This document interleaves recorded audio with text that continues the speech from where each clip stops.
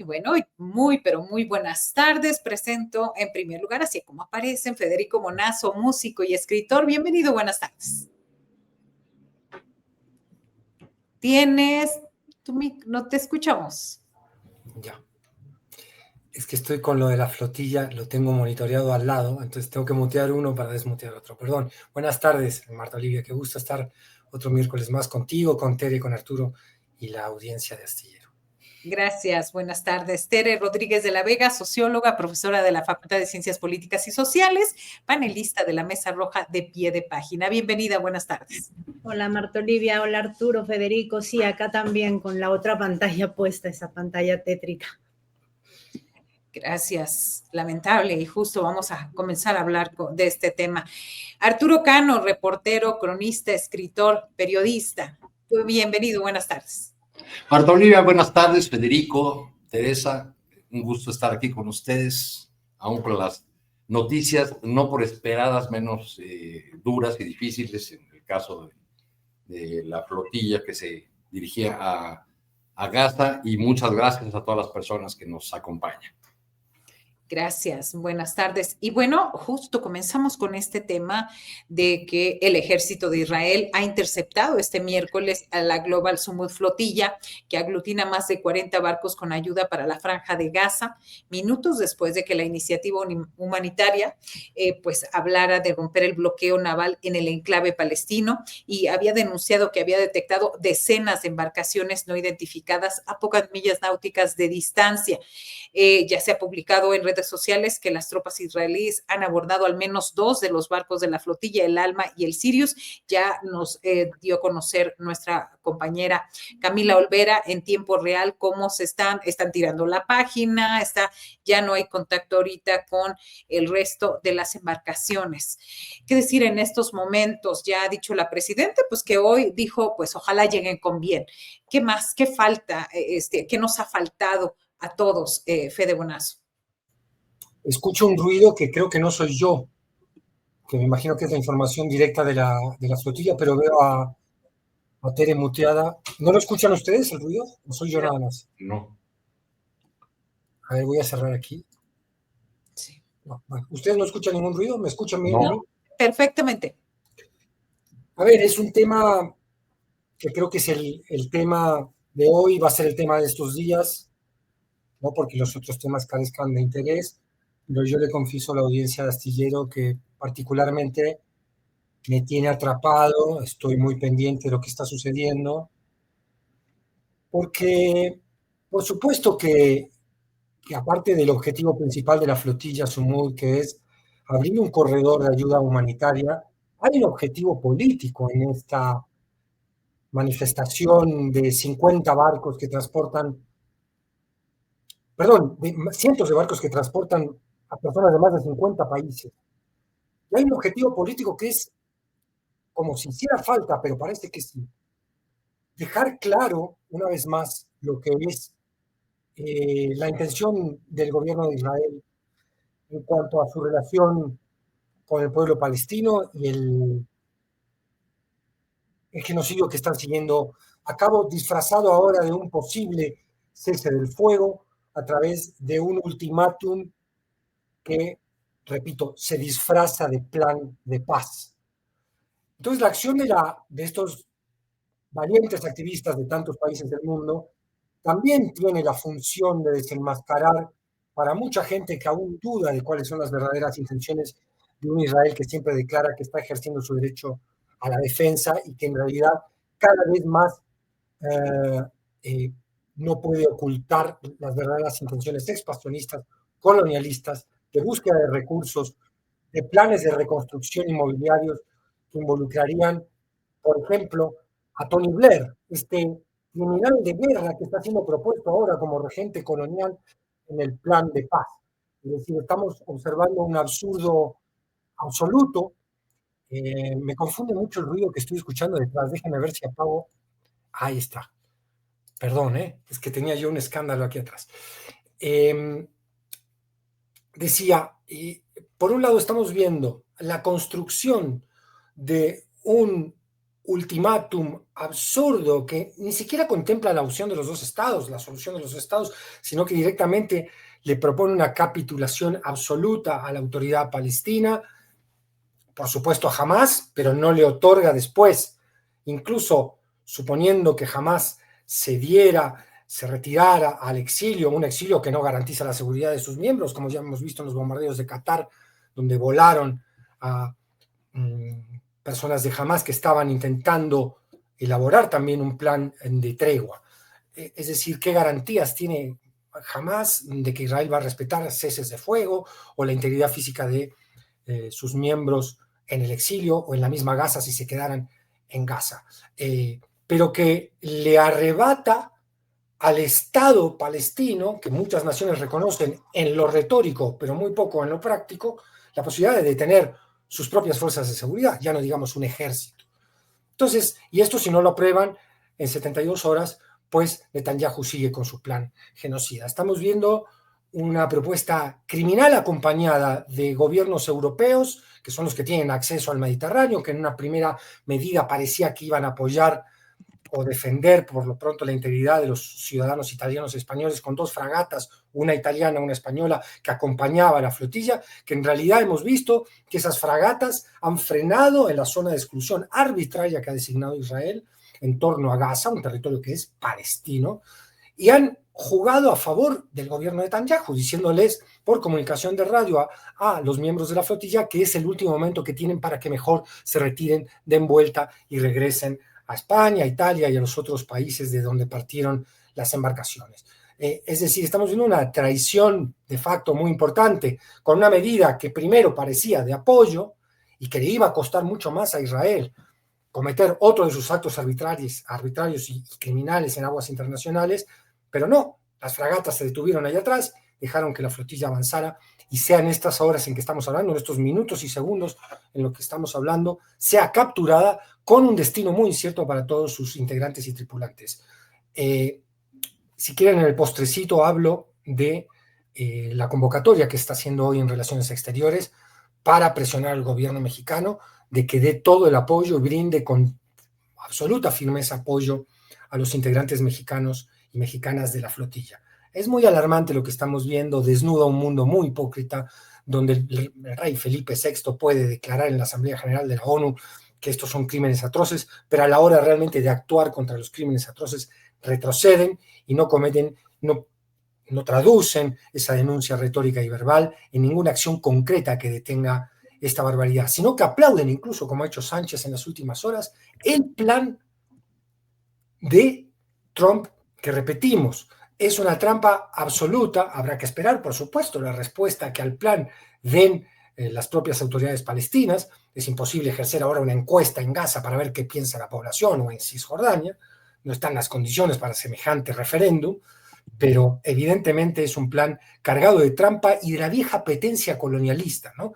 Con un tipo que, repetimos, como Tony Blair, que estuvo implicado en los crímenes de guerra de Irak, como posible figura que vuelva a regentear este imperio británico en decadencia, convertido ahora en secretario servil del otro imperio en decadencia, pero aún más fuerte, que son los Estados Unidos. Es triste, indignante, Marta Olivia, deplorable lo que estamos viendo, y uno se aferra a la esperanza que la gente de la flotilla le está marcando, ¿no?, a la humanidad entera. Uno se aferra allí, siente el impulso de acompañarlos. Con esto termino, y perdón si me extendí acá, y prometo controlarme en los otros temas que son importantes, pero realmente me parecen menos urgentes ahora. Cuando tú ves la declaración de todos los integrantes de la flotilla, hay un común denominador en todos ellos, y es muy conmovedor, y es, ¿por qué estás en la flotilla, no? Es la pregunta, y todas responden de formas diversas, pero en el mismo eje. No podía soportar más estar viendo el genocidio de un pueblo sin hacer nada. Estoy aquí porque es mi manera de hacer algo. Y creo que todos desde nuestras trincheras tenemos que hacer algo, porque no se dirime solo el destino del pueblo palestino en este problema. Razón suficiente como para actuar, ¿eh? Sino el destino de toda la humanidad, del derecho internacional y de lo que le proponen estos canallas al resto del siglo XXI. Y es por eso que México está obligado a intervenir, así lo obligan las leyes internacionales que adscribe, los acuerdos contra el genocidio que México suscribe, lo obligan a participar de manera mucho más directa que retórica en intentar detener el genocidio y el exterminio de un pueblo tal como estamos atestiguando. Creo que los ojos sobre la flotilla es hoy una obligación moral elemental de todos, querida Marta Olivia. Gracias, así es, Fede Bonazo. Y bueno, tenemos desde nuestra compañera Camila Olvera, ha estado hablando de esta convocatoria. Vamos a verla, que es la que están, que se está promocionando hoy a las 5 de la tarde. Todos los ojos en la flotilla, es afuera de la Secretaría de Relaciones Exteriores en la Plaza Juárez número 20, Colonia Centro de la Alcaldía Cuauhtémoc. Están llamando a esta concentración. Así que ahí está el llamado a seguir. Y bueno, Tere Rodríguez, mira, hay un comentario que hacen aquí en el chat, dice Roberto Ramírez: todo lo que está pasando con la flotilla me recuerda el relato de la cruzada de los niños. Parece ser que los escoltaron para entregarlos a la Armada israelí. ¿Te suena eso? Yo creo que no podemos entender el gesto de acompañamiento y posterior repliegue de navíos militares de miembros de la OTAN, sino como una primera respuesta que intentaba bajar una tensión por el intenso nivel que adquirieron las movilizaciones en Italia, en España, una medida que buscaba que la flotilla no se convirtiera en un pasivo interno de la política interior de estos países, y todo pensando además que va a ser como una especie de trámite, ¿no? Es decir, esta idea absurda de que podemos normalizar que el gobierno dirigido por un criminal de guerra, así declarado por la Corte Penal Internacional, ese criminal de guerra secuestre a cientos de ciudadanos de muchas nacionalidades y sea una cuestión de trámite, que los secuestre, pasen un tiempo ahí y los deporten voluntariamente o se les haga un juicio.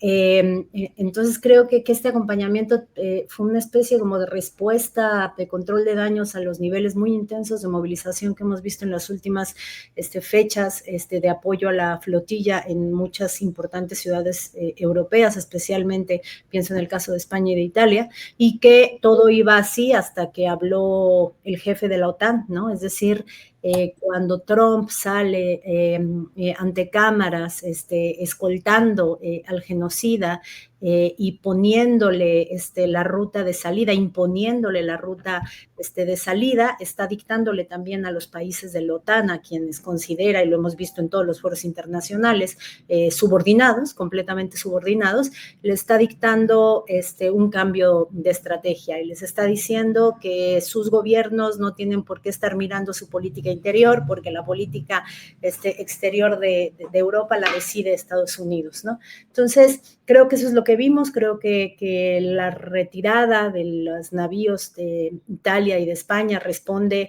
a la intervención del Trump con Netanyahu y a la declaración de que ahí en esa cumbre Netanyahu-Trump, con esta absurda, ignominiosa invitación de Tony Blair, como lo decía muy bien Federico, es ahí en esa cumbre donde se decide el destino, y no en las movilizaciones, y no en el resto del mundo. Yo de verdad me lo pregunto con mucha honestidad. Yo no entiendo cómo no estamos ante un impasse diplomático de escala internacional.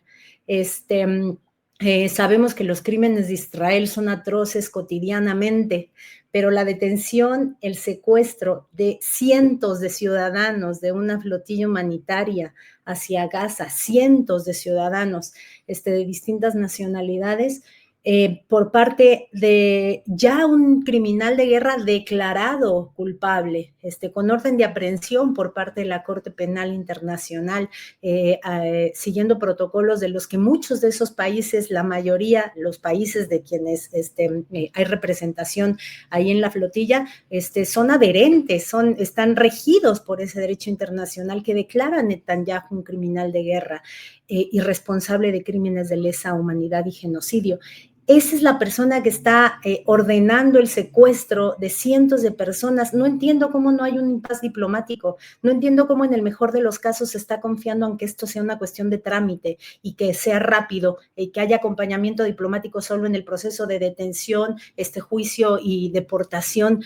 De verdad no se entiende. Estamos en un momento en el que no hay regla ni razonabilidad internacional que cuente, ¿no? Lo que sí está claro es que ya cada quien está cumpliendo su papel, ¿no? Los tibios se quedan tibios, los valientes se quedan valientes, no solo en los barcos, sino también las posturas diplomáticas más valientes. Pienso sobre todo en el puntual acompañamiento muy altivo de Petro a la flotilla, y sobre todo los abyectos permanecieron abyectos, ¿no? En el caso de los países europeos de la OTAN. Entonces, bueno, creo que la situación es muy preocupante. Creo que en el contexto de que Donald Trump ofrece este ultimátum bajo amenaza de muerte, porque no tiene que ver con ningún plan de paz, tiene que ver una amenaza de muerte de los seguiremos matando sin castigo a los responsables, sin reparación, sin garantía de retorno, es decir, en un estatus regresivo respecto a la hipótesis absolutamente sobreseída, pero regresivo incluso a la hipótesis de los dos estados, que ya quedaba chica para este momento. Bueno, el plan Trump, el ultimátum Trump-Netanyahu es regresivo respecto a ese estado, ¿no? Entonces, creo que estamos en una situación muy complicada porque Estados Unidos acaba de decir que Netanyahu actúa con su aval si quiere terminar el trabajo, ¿no? Entonces, bueno, creo que panoramas muy complicados y pues todos los ojos en la flotilla y nos vemos al rato en la Secretaría de Relaciones Exteriores. Gracias, Tere Rodríguez. Y bueno, lo que se ha informado hasta ahora, pues es los 497 participantes de 46 países son los que participan en la Global Sumud Flotilla, y es importante destacar el nombre de los mexicanos, que son Carlos Pérez Osorio, Arlín Gabriela Medrano Guzmán, Sol González Eguía, Ernesto Ledesma Ronte, Laura Alejandra Vélez Ruiz Gaitán, Miriam Moreno Sánchez y de observador Diego Vázquez Galindo. Así que estos son los que están ahí y los que están pues poniendo el nombre de México, así como marcando parte de la tradición humanitaria de México. Arturo Cano, que además de esperar que lleguen bien, ¿qué otra posición debería de tomar el gobierno de México? Tu micrófono. Listo. Ha sido muy cuidadoso el gobierno de la presidenta Claudia Sheinbaum, para decirlo de una manera suave, respecto del caso de Gaza, incluso en las comparecencias o acciones del titular de la Secretaría de Relaciones Exteriores, pues no se ha visto expresada la contundencia que se expresa en el hecho de que México esté participando con Sudáfrica en este proceso en contra de Israel por el genocidio contra el pueblo palestino. Se entiende que la presidenta no puede tener la misma, el mismo tipo de expresiones que tenía cuando no tenía una responsabilidad de gobierno, cuando no estaba a cargo del país. Cuando durante las entrevistas que tuve con Claudia Sheinbaum para escribir el libro con su biografía, en la investigación pues me topé con una carta que ella había enviado al diario La Jornada en 2009, cuando no ocupaba ningún cargo público, era parte del llamado gabinete legítimo de López Obrador. Ella mandó una carta en cuya parte final dice: ninguna razón justifica el asesinato de civiles palestinos, nada puede justificar el asesinato de un niño. Por ello me uno al grito de millones en el mundo que piden el alto al fuego y el retiro inmediato de las tropas israelíes del territorio palestino. Como dijo Alberto Spumber, poeta argentino, en una carta reciente, de eso se trata, de salvar un mundo, este único y angustiado mundo que habitamos todos, que a todos pertenece y que hoy se llama Gaza. Cuando le comenté de este hallazgo a la ahora presidenta Sheinbaum en alguna de las entrevistas, ella me respondió: sí, es una carta muy bonita. A lo mejor peco de naif, de ingenuo, pero a mí me gustaría ver ahora algún gesto muy bonito del gobierno mexicano con respecto a este drama y la concreción de esa idea tan propalada desde la 4T de que el humanismo mexicano tiene proyección internacional. ¿Qué mejor oportunidad que esta? Gracias, Arturo Cano. O sobre todo unas palabras no tan bonitas para el Estado genocida de Israel, ¿verdad? Pero bueno, eso es parte de lo que esperamos. Y bueno, siguiendo con estos temas, que es los internacionales, para luego regresar a México, pues el gobierno de los Estados Unidos está en paro, no se aprobó la financiación en el Senado, hay controversia entre los demócratas y los republicanos, la Casa Blanca incluso ha hecho circular en algunas dependencias públicas de que se encuentran paradas porque pues no se ha aprobado el presupuesto. ¿De qué nos habla esto en un país donde se habla de democracia y de lecciones de moralidad y de ética para el mundo, que no son tales, pero bueno, esto es parte de lo que difunden Fede Bonazo? Bueno, hay que recordar que cuando el Congreso no aprueba las asignaciones presupuestales en los Estados Unidos, puede haber este cierre del gobierno, que no es un cierre total y que, por supuesto, como cierre parcial, va a golpear primero a los sectores que menos le importa a la agenda del gobierno que conduzca a los Estados Unidos en ese momento, y este gobierno ultraconservador no tiene tampoco demasiada preocupación en lo que se arregla el problema, en cortar planes sociales, el Medicare y un montón de otras responsabilidades sociales del Estado. Es más, le conviene, y así lo han declarado los republicanos hoy, que no tienen pelos en la lengua, que esta es una muy buena oportunidad, ya lo han dicho algún representante republicano, en los momentos de crisis podemos aprovechar para recostar el gasto público ineficiente o que carece de interés. Claro, carece de interés para las oligarquías, no para los beneficiarios de los planes sociales.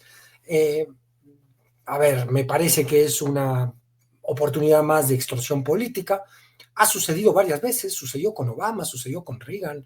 No es la primera vez que se detiene por unos días el funcionamiento del Estado y del gobierno, mejor dicho, en los Estados Unidos.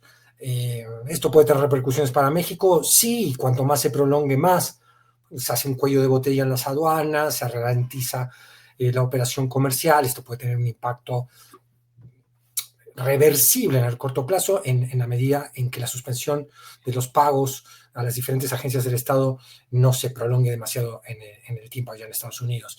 Luego puede tener un impacto en las remesas, sobre todo en aquellos que son mexicanos o que tengan la doble nacionalidad o que sean parte de las agencias que entran en suspensión de funciones con este paro, con este alto a la función pública, ¿no? Y bueno, se verá cómo estas fuercitas políticas entre demócratas y republicanos, que también tienen un costo político, ¿no? Cómo se desarrollan ahora en el tiempo, pero tiene un costo político porque la población o el futuro elector termina identificando también a las facciones políticas que son más reacias a decir: oye, pues yo me mantengo aquí, y si no se aprueba parte de la agenda presupuestal que yo quiero llevar adelante, llevo a cabo,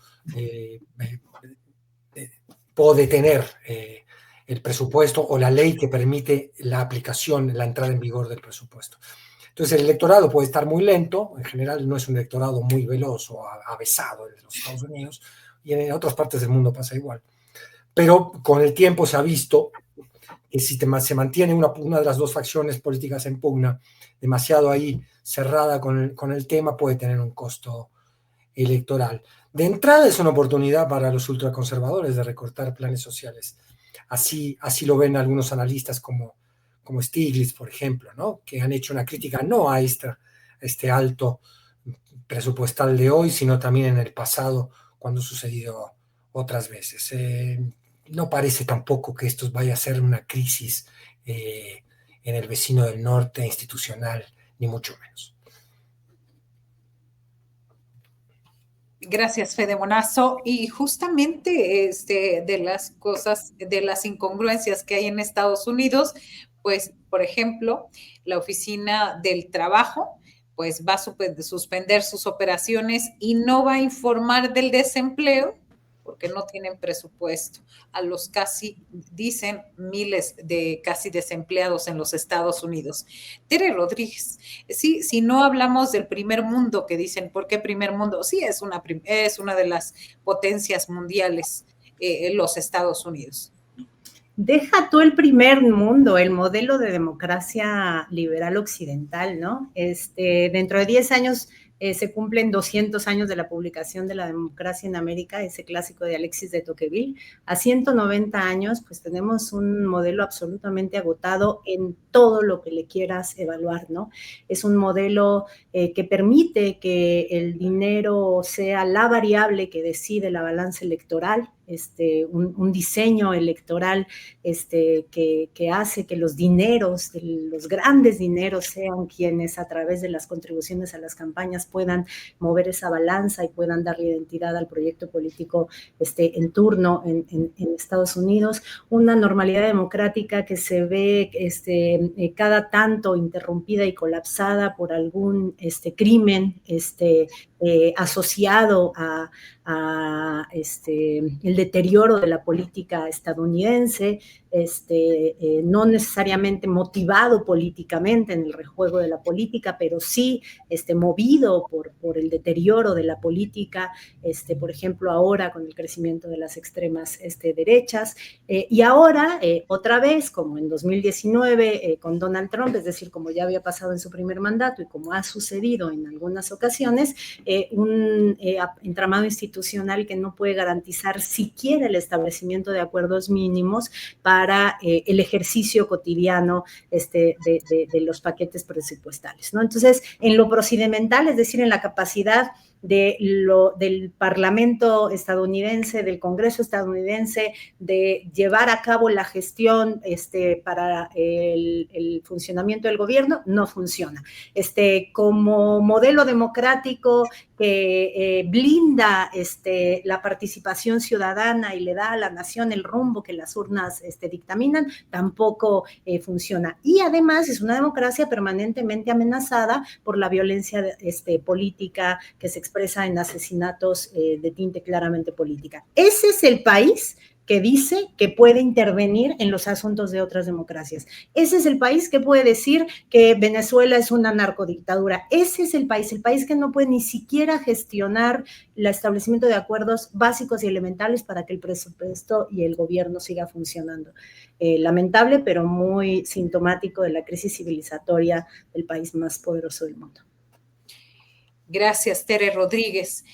Desde el 2019, pues no había un paro similar al que se está viviendo ahorita en los Estados Unidos. Arturo Cano, definitivamente esta falta de acuerdos suena incongruente cuando los Estados Unidos quiere dictar ciertas políticas en el resto de los países, cuando ni siquiera en su tierra pueden ponerse de acuerdo. Bueno, algunos dirían que es el costo de la división de poderes, que sí funciona, porque digamos aquí en México hemos construido usualmente mayorías o alianzas electorales que suelen aprobar los presupuestos públicos sin mayores dificultades. En el caso de Estados Unidos, pues lo que hay como ingrediente extra es la presidencia de Donald Trump y esta idea de que de que le estorba todo lo que no contribuya a fortalecer su proyecto político y los negocios de sus socios y del gran consorcio militar que es el que realmente manda en ese país. Por eso toda esta retórica de la guerra interna, del discurso con los generales en el que sin decir la palabra, pues dijo la palabra, que es muy ofensiva para la población afroamericana, ¿no? Níger. La palabra, la N-word, dijo, ¿no?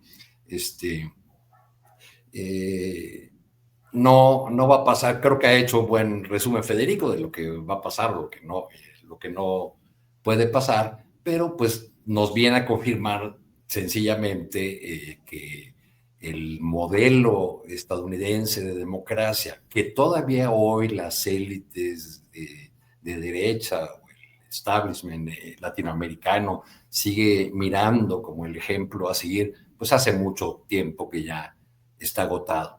Y una acotación a propósito de lo que decía Teresa, no es popular en estos momentos en que se discute una reforma electoral en México hablar del financiamiento público a los partidos políticos, porque esas rémoras, esos cúpulas de los partidos que tanto gastan. Bueno, pero el ejemplo de qué ocurre cuando no hay financiamiento público es pues la captura de la política y de la elección por aquellos que pueden aportar grandes sumas de dinero a las campañas de los candidatos, desde el candidato a sheriff hasta el presidente de la República.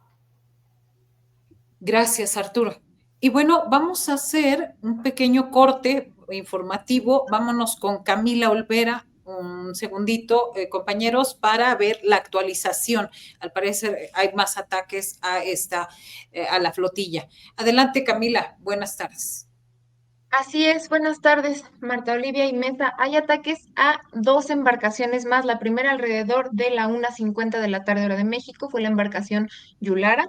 Fue atacada con cañones de agua, luces potentes y al parecer entraron en la embarcación, pero esto ya no lo vimos, pues perdimos comunicación con la embarcación. A las 2:10 de la tarde volvió el sitio web y volvió su tracker y ahora la embarcación Meteque. Tenemos una foto que podemos proyectar en estos momentos de cómo atacan. Se ven a las personas con las manos en alto y posteriormente los atacaron con agua.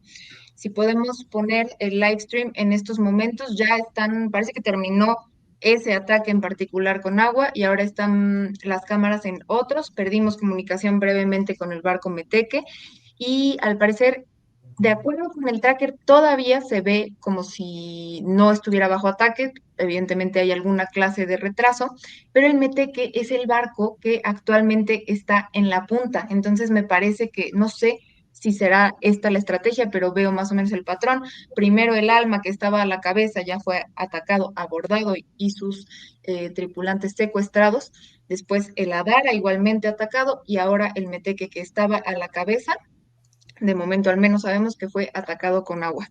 Por otra parte, Ernesto Ledesma dijo hace unos momentos, confirmó que de acuerdo con el embajador de México en Israel, el gobierno de Israel ya confirmó que van a ser detenidos, llevados a un penal de máxima seguridad, que van a estar incomunicados y que posteriormente serán deportados.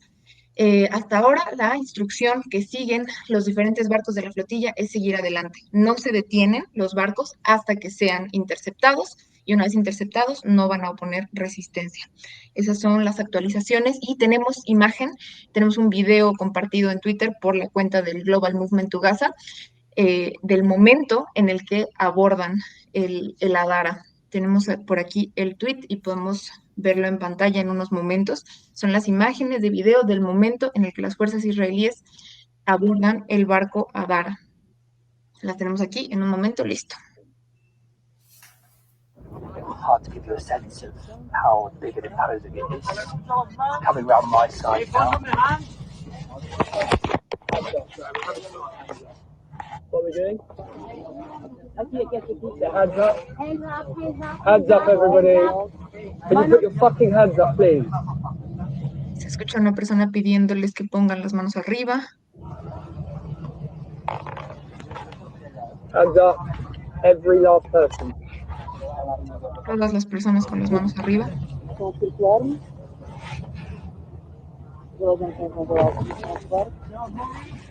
Hey, phones on the water, please. Phones on the water. Y la indicación es que tiren todos los teléfonos.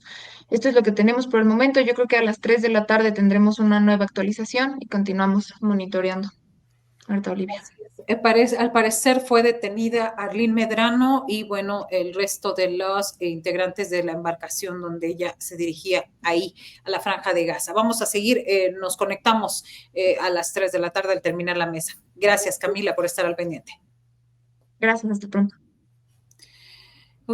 Pues ahí seguimos en tiempo real también, estamos siguiendo, vamos a ver, vamos a pedirle a la producción que tengamos en una ventanita o tengamos ahí pendiente pues todo lo que está pasando, lo que están, lo que se está monitoreando desde allá, si lo podemos agregar, tenerlo ahí. Bueno, esto es parte de del en vivo que se está haciendo desde la Global Smooth Flotilla. Así está, pues todavía en este momento. Grave lo que pasa, seguiremos informando. Y bueno, regresamos, después de tomar aire, regresamos con el balance del primer año de gobierno de la presidenta Claudia Sheinbaum. Federico Bonazo. Como resumen, hablando del aspecto económico, por ejemplo, ¿no? La doctora Sheinbaum asume con un déficit fiscal que hereda del último año, sobre todo de gestión de López Obrador, que había tenido, incluso con la pandemia en medio, una gran disciplina de no endeudarse, que es algo que se rompe en el último año. Y eso genera un desbalance fiscal importante, sumada a la aparición de Donald Trump como actor económico que empieza a tirar aranceles como quien tira cacahuates en una fiesta. A pesar de eso, hay señales de una economía mexicana pues fuerte, con un peso que resiste, con incluso mejoras en los pronósticos de crecimiento.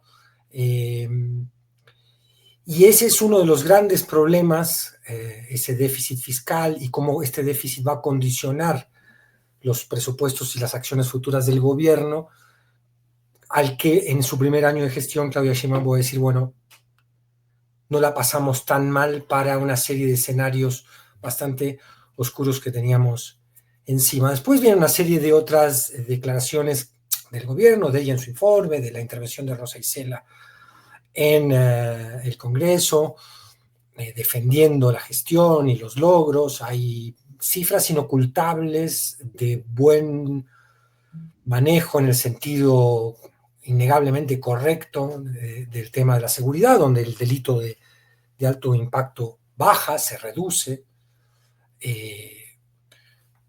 Se puede hacer una serie de cuestionamientos. Hay una realidad que, más allá de lo que declaran los gobiernos y sus funcionarios, es ineludible para cualquier ciudadano que esté mínimamente informado o que participe de esa misma realidad. Es decir, el crimen de la desaparición en este país sigue siendo lacerante, la extorsión del crimen organizado y su control territorial generan un nivel de estrés social innegable, y eso afecta la vida, y todos lo podemos medir. Ya ir a Acapulco hay que pensársela, ¿no? Cuando no cierran Chilpancingo el crimen organizado, cierra otras partes de la carretera, o bueno, en fin, el viaje al interior de la República, el turismo interno está condicionado también por el asedio de un problema social creciente, que es el del poder del crimen organizado. La manifestación en este primer año de la ambición, la filosofía de reforzar los planes sociales, es un gobierno que tiene de manera prioritaria la filosofía del apoyo social subido a rango constitucional como una manera de combatir la desigualdad histórica acentuada en la época del neoliberalismo. Y es un gobierno que construye una narrativa de que esto es lo que le conviene al pueblo. Así la vemos construida en los mensajes de sus funcionarios y de la misma presidenta. Es una narrativa que se sustenta bastante en la evidencia, es decir, sin duda tenemos por primera vez o por segunda vez como segundo piso de la 4T después del gobierno de López Obrador, un gobierno que no es gestor de los intereses privados de las grandes corporaciones, aunque no se ha peleado con ellas, que eso es otra cosa, y que es un gobierno que ve por el bien público. Ahora, la transformación, esa T que habita en la sigla 4T, para ser real, va a tener que enfrentar otro nivel de confrontación, sobre todo si quiere mantener estos planes sociales tan ambiciosos, justos, ¿eh? Cuando digo ambiciosos lo digo en el buen sentido de la palabra. Y ahí va a tener que dar una serie de batallas, algunas de las cuales estamos viendo, porque el combate al huachicol no solo pertenece al ámbito, al huachicol fiscal sobre todo, no solo pertenece al ámbito de la seguridad, sino también de que por ahí se fugan una serie de recursos del Estado, la revisión de las aduanas, en fin, hay una serie de señales que acompañan al discurso con el que la propia presidenta y su secretaria de Gobernación han autoelogiado el primer año de gestión.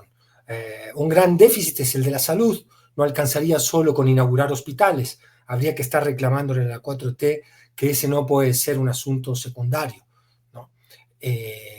Y todo creo que, no todo, pero mucho va a tener que ver de aquí hacia adelante con la capacidad de recursos que pueda recolectar el Estado, con una mucha mejor recaudación, con un poder judicial también muy alabado. Perdón si me extiendo porque es que son tantos los temas que toca evaluar de un gobierno en un año, ¿no? En todos los diferentes ámbitos. Las loas al nuevo poder judicial, que entra con un nivel de monitoreo ciudadano histórico. Vamos a ver si realmente cumple las grandes expectativas que la reforma judicial ha generado. Está la reforma de la ley de amparo, que también es un tema muy controversial, igual que la misma reforma electoral. Los siguientes pasos de la transformación, que repito, para que esa T de la transformación sea verdaderamente verosímil y se pueda llamar como tal, va a tener que dar ciertas peleas que por ahora se han pospuesto, se han dado de manera demasiado moderada para lo que es la misma ambición en términos sociales que tiene el gobierno. Gracias. Algo pasó con Arturo. Ahí está Arturo Cano de nuevo. Y es bueno, que me había quedado congelado, entonces me salí, volví a entrar porque... Perfecto, muy bien. Los misterios del Internet. Hay muchas cosas que nos dejan congelados en estos momentos y en estos días, querido Arturo. Y bueno, nos informan nuestros compañeros que estaban monitoreando el canal de Rompeviento TV de Ernesto Ledesma, que hace 10 minutos fue detenido. Estaban haciendo una transmisión en vivo desde Rompeviento y que fue detenido por las autoridades israelíes. Se los comentamos al cierre de esta mesa. Vamos a tener el último reporte de este día con nuestra compañera Camila Olvera. Al respecto, ¿cuáles son los grandes retos de este inicio del segundo año, Tere Rodríguez de la Vega, de la presidenta Claudia Sheinbaum? Pues hoy tiene un reto muy importante, o sea, hoy está cumpliendo un año en el poder y 7 ciudadanos mexicanos están siendo detenidos y van a ser trasladados por un estado genocida a un penal de máxima seguridad y seguramente serán incomunicados. Creo que tristemente el cumpleaños número 1 del segundo piso de la Cuarta Transformación no puede no estar atendiendo. Se nos quite el ánimo festivo de los logros del año, porque hay que estar atendiendo la crisis diplomática que esto necesariamente tendría que abrir. Así que bueno, así se cumple el primer año. Creo que haciendo un doloroso paréntesis de esto que nos debe tener atentos y atentas a todos, creo que lo que publicó ENCOL en sus últimas encuestas retratan muy bien el inicio del mandato, este primer año de mandato de Claudia Sheinbaum, ¿no? Un año en el que la presidenta ha logrado redoblar el apoyo popular a la Cuarta Transformación, disipando y despejando cualquier duda que hubiera habido respecto a los desafíos del relevo en el liderazgo del proyecto de la 4T. Y no solo, sino sacando los mejores números para la evaluación de lo que se le exigía como su sello propio, ¿no? No solo porque el arraigo popular de su presidencia parece más fuerte que nunca, sino también porque hay asuntos importantísimos en los que Claudia Sheinbaum ha sabido plantear que no tomará distancia, que no cederá a la tentación que le pone sobre todo la derecha de tomar distancia del presidente López Obrador, pero que tampoco será una simple y sencilla continuidad, que está en su ánimo profundizar el proyecto de la transformación. Y creo que eso, al menos en el campo de el tema de género, por supuesto, la pedagogía política que implica su actuación como presidenta CONAI y los énfasis que a ello ha dedicado, muy importantes desde mi punto de vista, pero también me parece que una actitud muy decidida, sin deslinde, esto me importa mucho decirlo porque parece que de pronto cualquier sello propio suena a deslinde o a intención de deslinde, pero un énfasis cada vez mayor en que hay que atender el problema de la seguridad de un modo más efectista que lo que se pensó en la estrategia de atendamos las causas, ¿no? Y la atención de las causas como una política que necesariamente es buena, pero es muy de largo aliento, ¿no? Entonces, como la idea de Claudia Sheinbaum de que se necesitan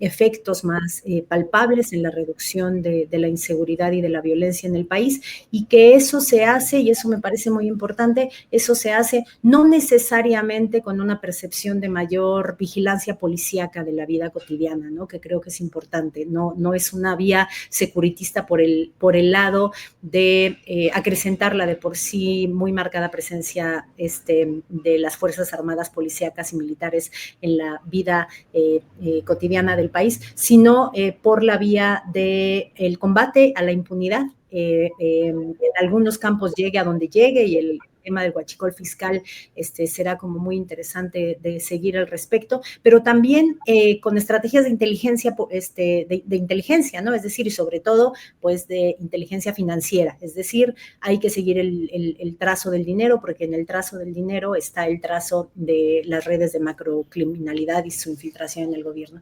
Entonces, creo que al menos en esos dos rubros, el paso con el que ha avanzado Claudia Sheinbaum, pues tiene los resultados que tiene, ¿no? Y termino diciendo que parecería ser como inversamente proporcional, ¿no? Entre más sube Claudia Sheinbaum, más bajan las más importantes vocerías de la derecha y la oposición. En esto la encuesta de Incol es como muy interesante, top 5 de Alito, Kenia López, Lili Telles, Anaya y Salinas Pliego en las percepciones negativas, pues directamente proporcional al aumento de la popularidad de la presidencia. Creo que esos son buenos números en términos de lo asentado que está este sentido común progresista auspiciado por el proceso de la Cuarta Transformación.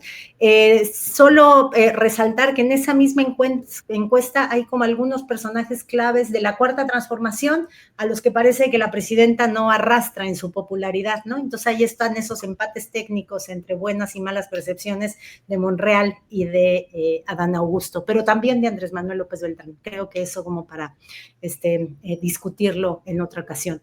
Termino con una nota muy breve sobre la comparecencia de Rosa Isela respecto al primer informe, bueno, a este año y a la devolución del primer informe. Muy al inicio de su discurso en el Senado de la República, festejo que se refirió explícitamente a las víctimas, eso que de pronto en la narrativa presidencial está un poco invisibilizado y acallado, y lo hizo en el sentido explícito y literal, la cito, reconocemos su lucha. Ojalá que eso se traduzca en que ese pendiente que no mina la popularidad de la presidenta, pero sí mina la estatura ética del gobierno que representa y del proyecto político que representa, pues se traduzca en que ese camino avance más hacia el ánimo del resarcimiento de los daños y la garantía de no repetición. Y ya. Gracias, Tere Rodríguez de la Vega. Y precisamente este mensaje que da la presidenta hoy, Arturo Cano, esto de que va a pedir que en la próxima reforma electoral, pues simplemente se retire el fuero a los diputados, a los senadores. Podría ser un mensaje pues el más cercano, pareciera, a Adán Augusto López Hernández, ¿o no? ¿Qué te parece a ti?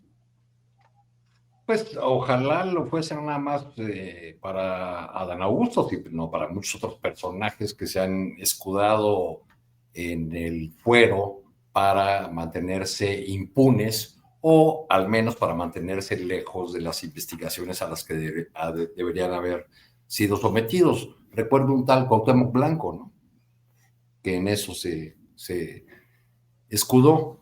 Pero hablando del balance, Marta Olivia, de un año del gobierno de Claudia Sheinbaum, creo que es en el espacio que tenemos, pues es muy complicado hacerlo, entonces voy a elegir algunos temas. En más de un discurso, la presidenta ha dicho persistencia, perseverancia, estrategia, resultados. Creo que en palabras como esas 4 palabras, podemos encontrar lo que pues el clásico y ya el lugar común define como el estilo personal de gobernar. Trataré de ser rápido enumerando algunos puntos de este año de balance. Ha sido además un año de vértigo, ¿no?, que es muy complicado hacerlo así de bote pronto. Diría uno, sin romper con López Obrador, ha ido definiendo su perfil propio, este llamado estilo personal, algo que no resulta sencillo en un país donde el patriarcado sigue muy vivo y tampoco considerando el enorme peso político de su antecesor. En estos días, o desde hace ya una semana o más, los medios y la opinocracia han dado por hacer ese balance y han ido instalando frases que vuelan al bosque de los lugares comunes. ¿Cuáles son los más mencionados, en mi opinión? La altísima aprobación de la presidenta, por encima de López Obrador, lo cual causa o pone un poco loquillos a algunos sectores del obradorismo. El viraje en materia de seguridad, los balazos que ha habido, la inteligencia, resultados tangibles como la disminución de 32% en los homicidios dolosos y reconocimiento de que hay delitos de alto impacto que no ha podido ser, en donde no se ha podido avanzar con la misma velocidad. La continuidad de los programas sociales, que en mi perspectiva son cada vez más programas del gobierno y menos programas de AMLO, excepto el programa de los adultos mayores, que creo que ese tiene una marca muy, muy definida, pero el resto de los programas son cada vez más del gobierno actual y programas de Claudia Sheinbaum. Por supuesto, la presidenta ha desterrado esa idea de que la marioneta, el títere, la empleada de López Obrador, ya solamente algunas voces un tanto disparatadas siguen con esa idea, y pues cómo no incluirlo en este recuento abuelo de pájaro, la nada fácil tarea de lidiar con Donald Trump, ¿no?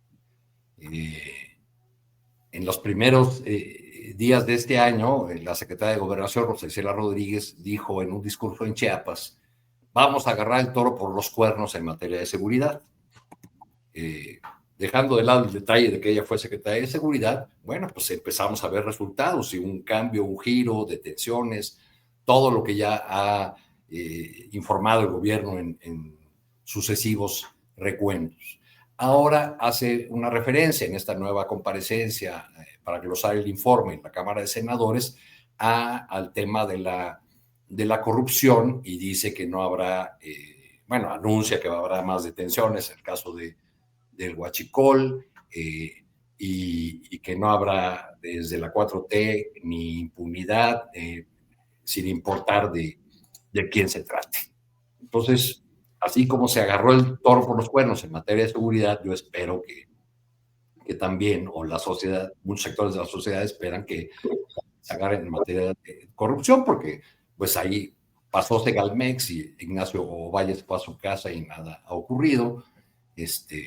Y ha habido otros señalamientos, particularmente lo más reciente de Adán Augusto y sus ingresos, las contradicciones en sus declaraciones, primero que eran servicios profesionales, luego que ha resultado en la venta de ganado. Si el costo de una vaca anda entre 15 y 20 mil pesos, ¿cuántas vacas vendió para ganar 79 millones de pesos, ¿no?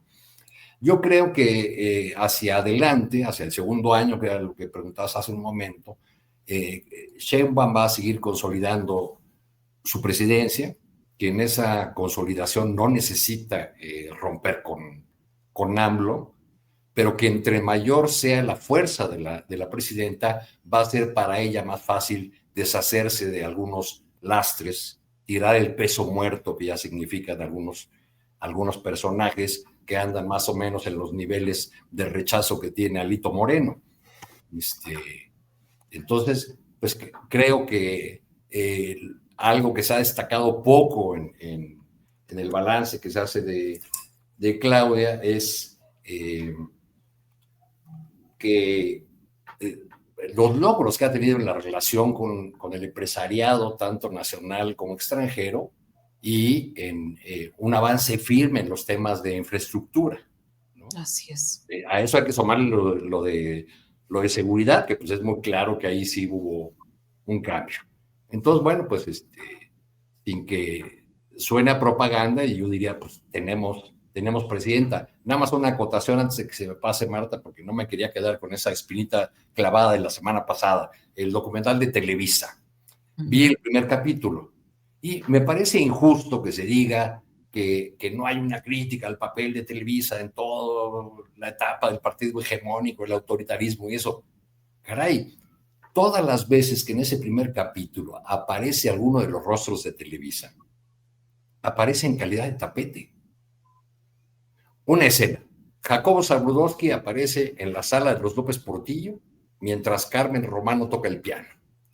Hay algunas tomas de unos payasitos de vidrio soplado de muy mal gusto y un acercamiento a la mano de López Portillo y su hija Paulina. Y cuando la señora Romano termina de tocar, Jacobo Zabludowski, la cara de Televisa, le pregunta: señora, ¿y usted cocina? Digo, ¿para qué agregar algo, no? Y todas las apariciones de Zabludowski, ya se nos quedó congelado. O sea, fue él, fui yo. Son en calidad de Luxor y Mojo, de tapete, ¿no? Exactamente.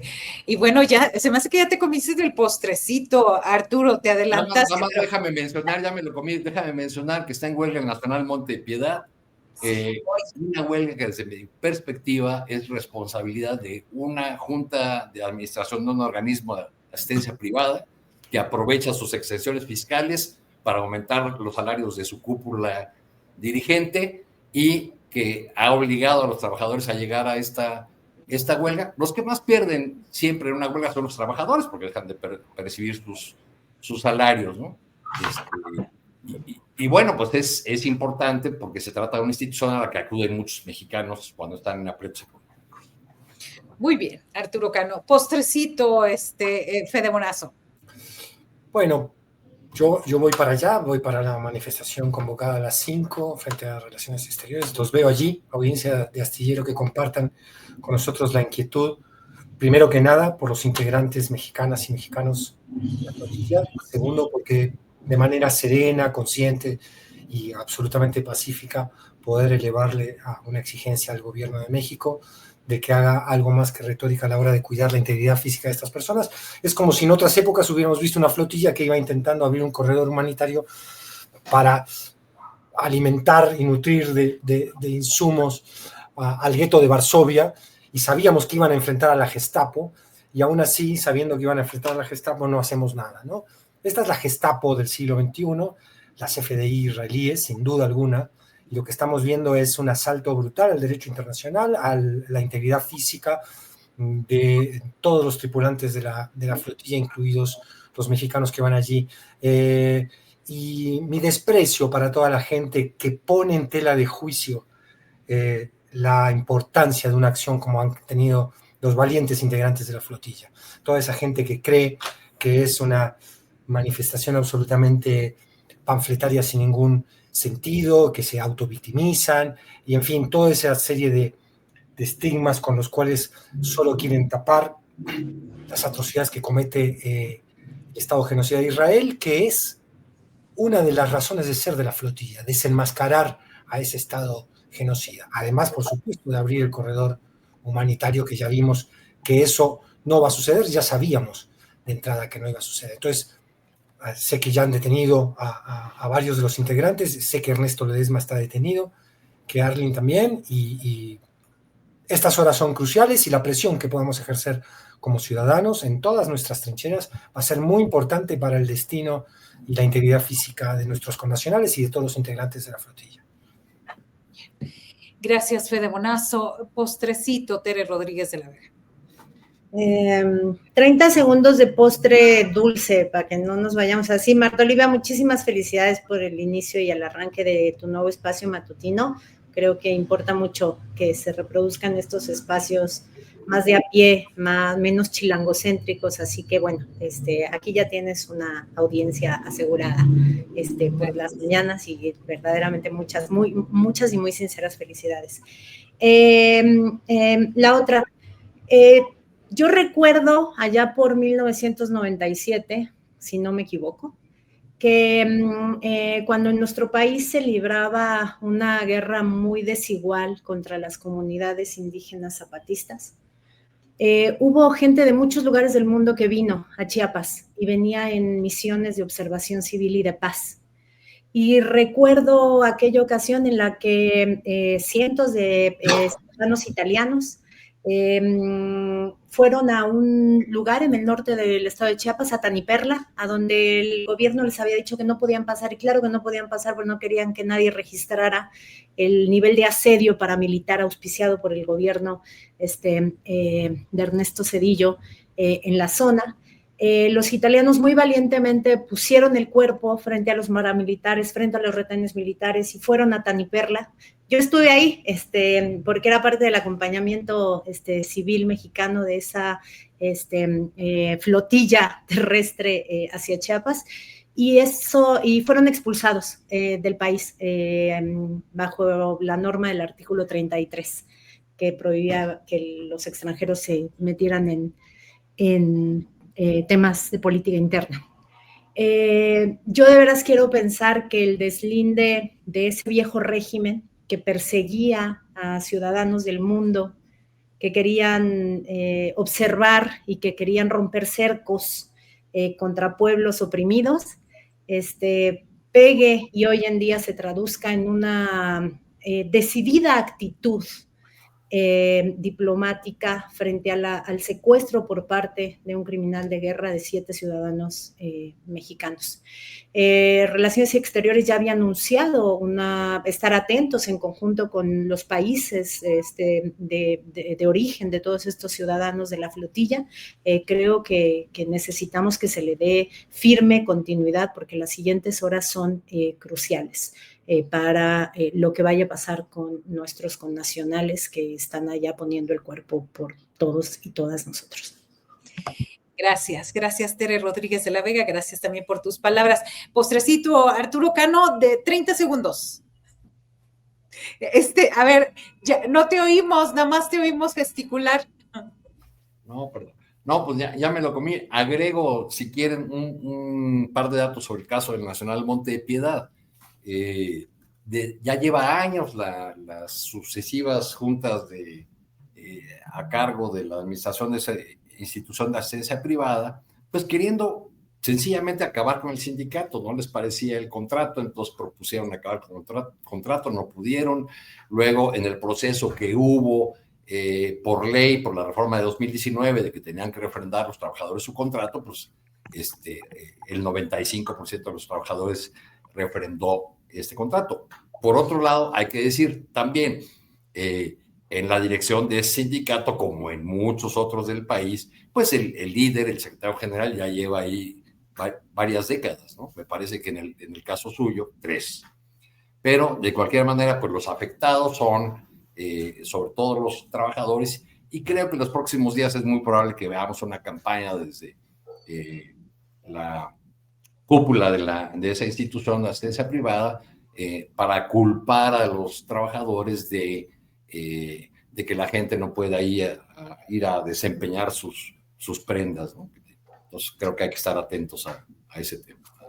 Muy bien. Arturo Cano, gracias por esta gran mesa. Alguien decía que ¿por qué la mesa bella acá? Así le pusieron, a ver, dijimos y dijeron muchos nombres y dijeron que era la mesa bella.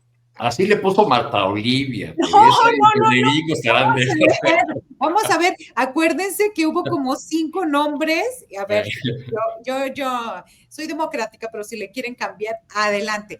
Gracias, Fede Monazo. Quien esté en la Ciudad de México, por favor, acudan a apoyar a todo el movimiento y sobre todo el apoyo a los 7 mexicanos. Y vámonos, gracias a ustedes, y nos vamos al reporte con Camila Olvera para que nos dé la actualización de lo que está sucediendo. Gracias, compañeros.